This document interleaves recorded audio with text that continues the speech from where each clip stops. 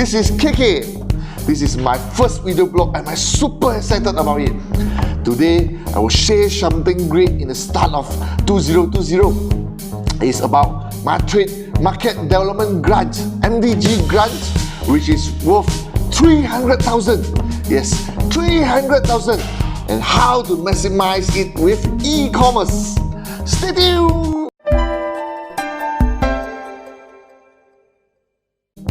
First of all, what is Market Development Grant? Market Development Grant is actually introduced in 2002 to help Malaysian exporters promote Malaysian-made products or services globally. And the good news is, in the 2020 budget, the maximum amount of this grant was increased by 50% from 200,000 to 300,000. There are two objectives of my video blog today.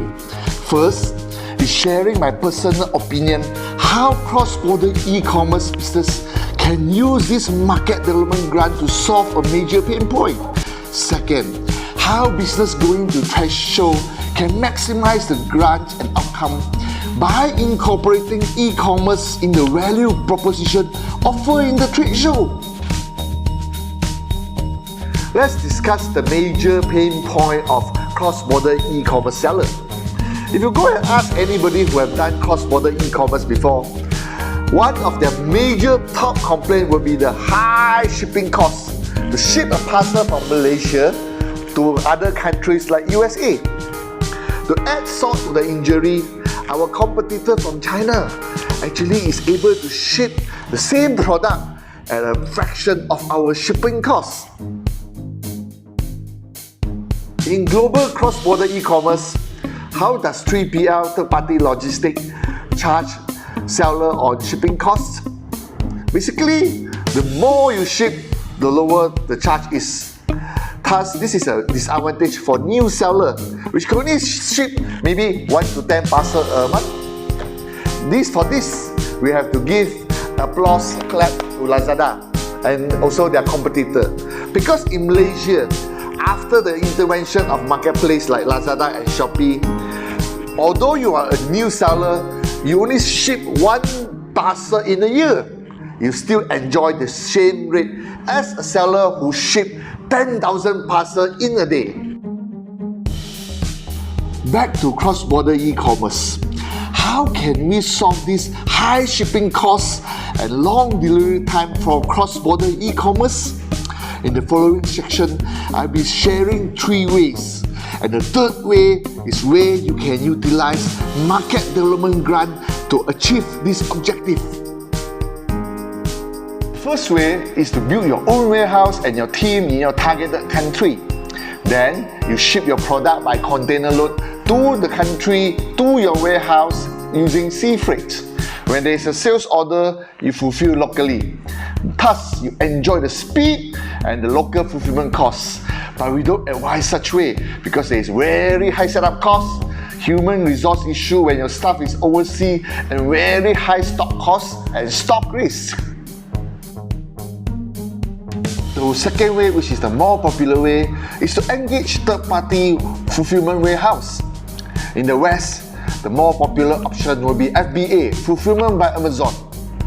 You ship your products to their warehouse following their requirement, and they will count in for you all the local fulfillment. However, there's still a lot of costs you need to incur, such as inbounding costs, storage costs, outbound costs, and even if you want to dispose your unsellable items, you need to pay for it.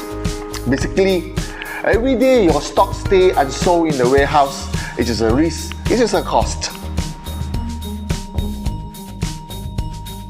The third way, which I think is a better option, is to find a local partner. The local partner will first buy the stock from you, store in their warehouse, and sell in their own channels. When your online channels get an order, you can collaborate with the local partner to fulfill it locally. In this way, you enjoy low fulfillment rate because it's a local rate. Plus, you improve the delivery time. Additionally, you save your money in warehousing costs and stock costs. The problem is, How do you get the local partners? They are far and away and they don't know about you. Now, one of the good way is to join Matrade as Malaysian exporter. Matrade actually conduct matching section, trade fairs to connect Malaysian cross-border seller to local partners. So, for every trade show you join, you can claim up to 25,000 ringgit for your expenses such as air ticket, hotel, and booth fees. Go to the trade show, claim the expenses, and get your local partner. Next is one very important thing you need to know when you join trade fairs. When you go to a trade fair, there's so many sellers trying to sell their products. How do you differentiate yourself?